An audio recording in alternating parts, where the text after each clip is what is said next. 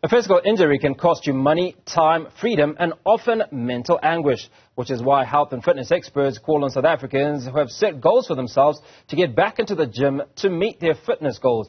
Our reporter Ntokozo Khumalo is still at the once active gym in Sandton. Ntokozo, did you manage to put in the hours work?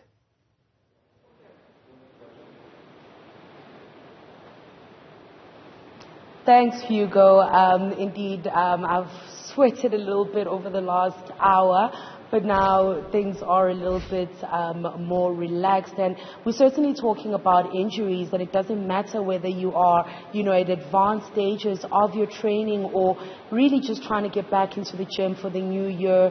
Injuries is something that can take place and can discourage a lot of people from continuing on with their training or their gym to get back to health. And just to unpack for us a little bit on how to take care of those injuries and why it's so important, I'm joined by Sean Fuller, who is the in-house chiropractor here at Once Active Gym. Sean, thank you so much for talking to us. Now, I've seen you before for a little bit of a shoulder injury, and I remember one of the things that you said was it's important to take care of the injury before the injury takes care of you. Can you unpack for us a little bit in the context of people wanting to come back into gym? So when you get an injury, usually pain is your first warning sign. And the reason you want to listen to pain and not wait 3 weeks later is because sometimes it's something quite small like a pulled muscle, or can be something more severe. So injury prevention would come in line with, seeing a professional before seeking out medical care. So getting like an assessment is quite important.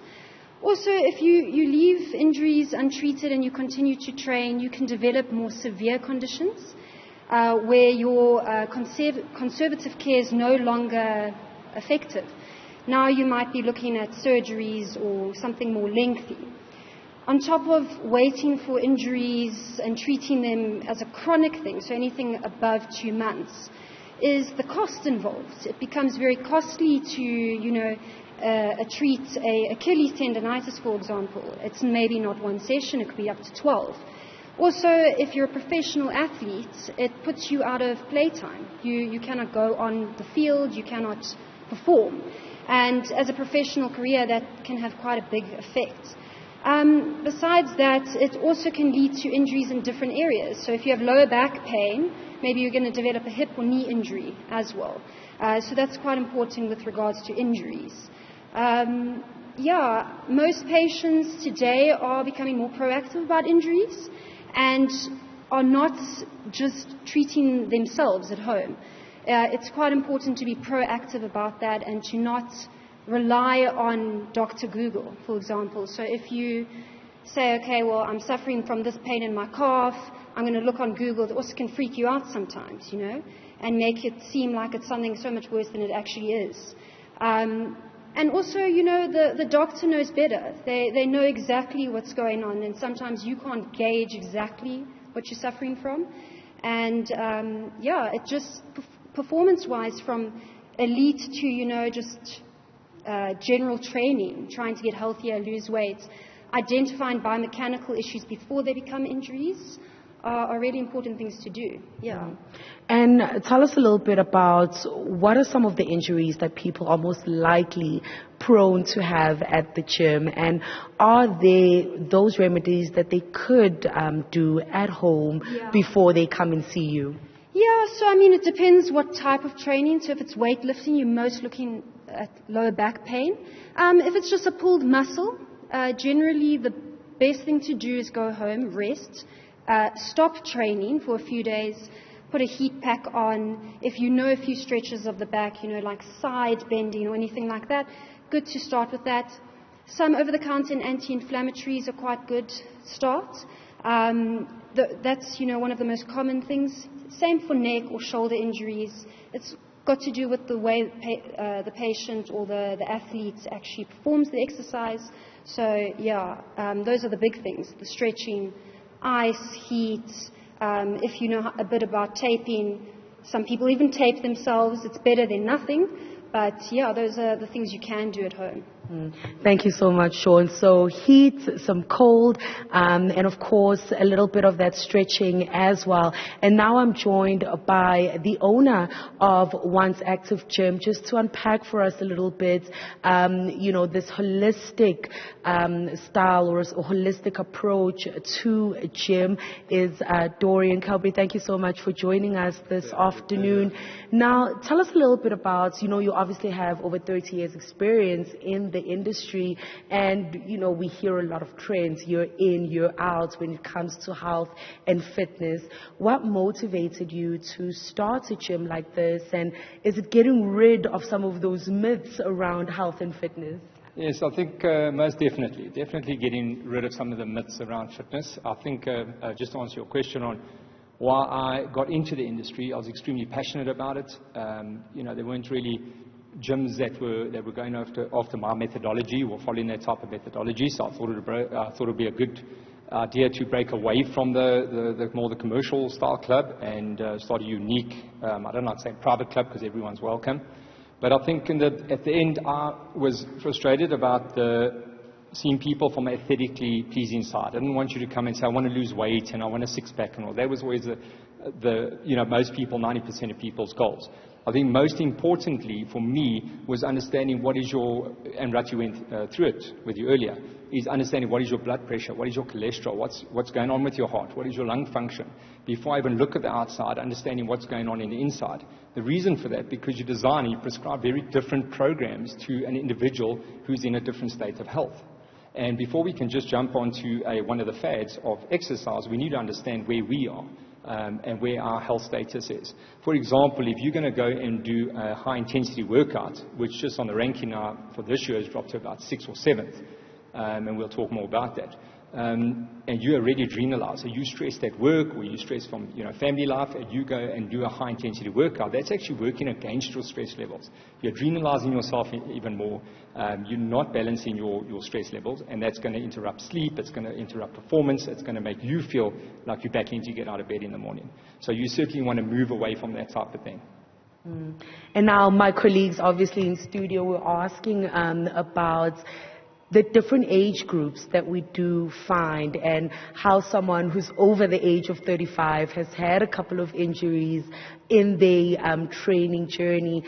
What kind of exercises can they do, but also what do programs such as the Vitality program assist with them? Okay, so I think more the Vitality program is more an assessment side, which we do run here. That is again going to give you a basis of where your health status is. As far as points are concerned, we do have the kiosk. You can come and put your points in, and then wearables, which is number one now on the list of trends for 2023, is where you can gain additional points for Vitality. But as far as exercises are concerned, that is entirely up to the industry, to that particular establishment of what exercises you're going to do, or if you're going to commercial clubs, you can train how you want, and in this facility.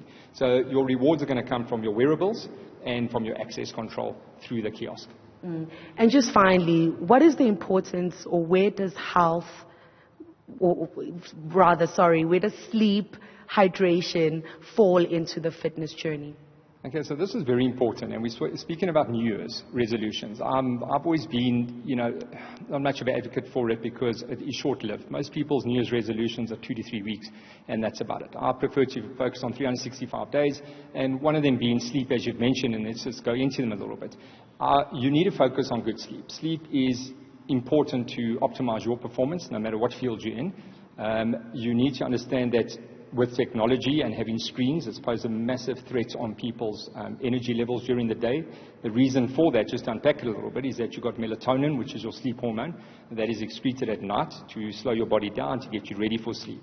If you've been on a screen and you stop using that screen, say at 10 o'clock, and you can go to bed, your body actually only falls into a proper restful sleep, REM, 2 hours later. So there was a great study that they did on teenagers going into chronic fatigue, and what they found is that from being on the screen, the teenagers that thought that they were sleeping 8 hours a night were only actually getting 6 hours a night sleep. So very important to understand the melatonin and your wake-up hormone, which is serotonin. Those are very important, not to go to bed too late either. Okay. On the hydration level, again, so important. They've linked hydration to chronic fatigue and to depression. And the reason for that is that people have got reported on studies they've done getting up in the morning, feeling exhausted, not being able to get out of bed, not knowing what's wrong with them, and they've either gone on medication, that it hasn't been, looked at their hydration levels, and individuals were actually dehydrated.